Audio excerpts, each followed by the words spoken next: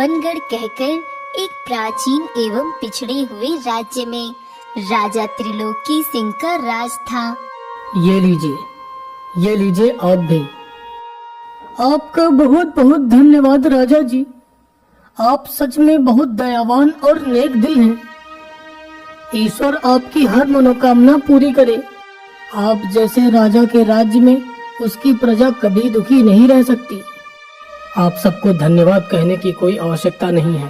आप सब मेरे परिवार जैसे ही हो, सब मेरे अपने ही तो हो। राजा का दिल बहुत बड़ा होता है। वो हर किसी के साथ अच्छे से पेश आते हैं। उनके साथ उनका साथी गबरू, जो कि एक कौवा होता है, वह गबरू कौवा हमेशा राजा के साथ रहता है। राजा जी, आप सबके बारे में इतना सोचते हैं, कभी अपने बारे में भी सोचिए।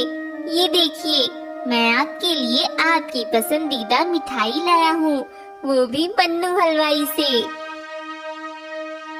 अरे वाह गबरू, तुम सच में मेरे सच्चे साथी हो। तुम्हारा बहुत बहुत धन्यवाद गबरू। राजा जी हर किसी के साथ अच्छे से पेश आते हैं, गरीबों की इतनी मदद करते हैं। अरे हमने क्या बिगाड़ा है राजा जी, आपने ये बहुत गलत किया। मंत्री जी की नजर राजा जी के पैसों पर थी। वो अब एक योजना बनाता है। बस बहुत हुआ, राजा जी को तो अब मुझे बर्बाद करके ही रहना है, क्योंकि जब वो ही नहीं रहेंगे तभी मैं उनका सब कुछ बिगाड़ पाऊंगा। लेकिन मैं राजा जी का अंत कैसे करूं?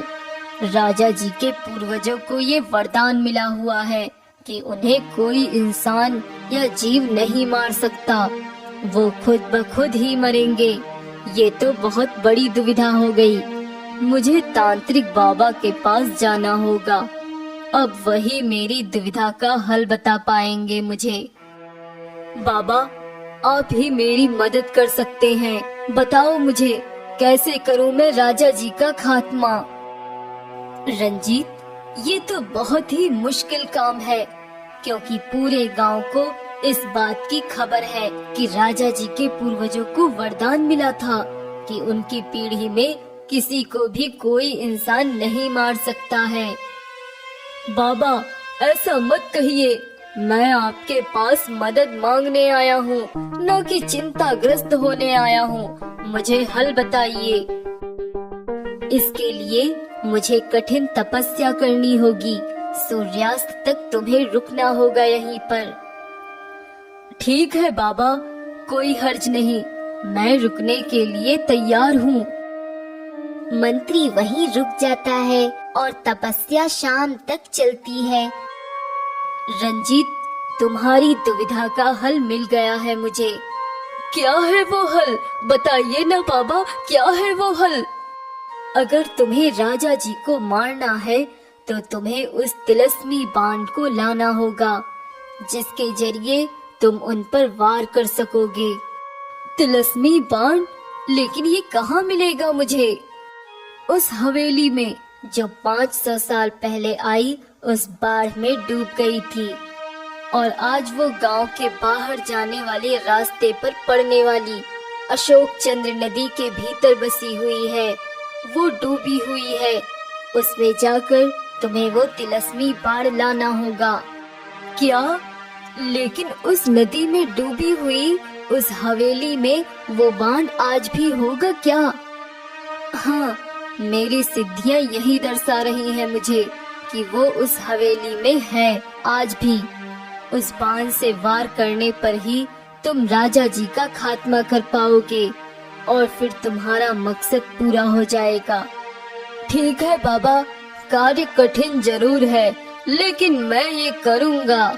मुझे राजा जी को मारकर धनवान बनना है। मंत्री और तांत्रिक की ये सारी बातें वहाँ जंगल में घूम रहा गबरू सुन लेता है। ये मंत्री ने अच्छा नहीं किया। मंत्री, मैं तुम्हें राजा जी को मारने नहीं दूंगा। मेरे राजा जी पर आज तक नहीं आने दूंगा, चाहे कुछ भी हो जाए।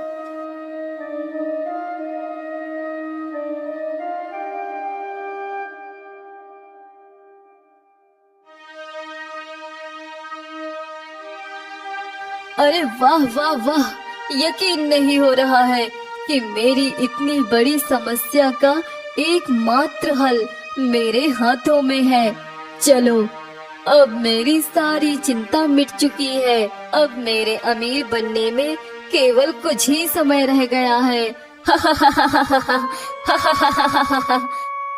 लेकिन मंत्री जब अपने शयन कक्ष से बाहर जाता है, तभी गबरू वहां आता है और वो उस तिलस्मी बाण को हटाकर वहां पर एक मामूली बाण रख देता है।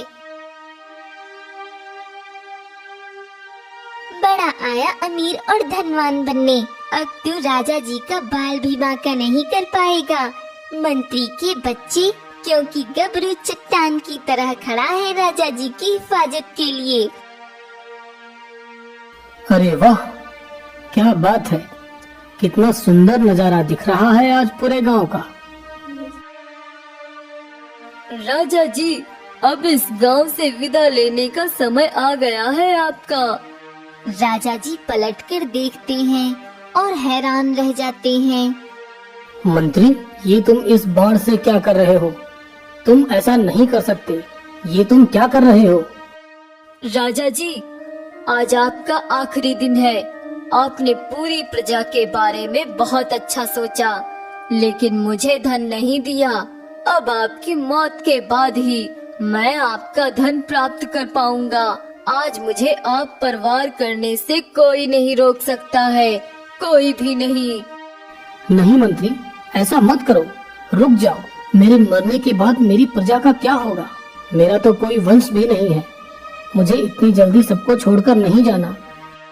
मंत्री कुछ नहीं सुनता और राजा जी पर वार करता है, लेकिन हैरानी वाली बात ये होती है कि वार करने पर भी राजा जी को कोई चोट नहीं आती।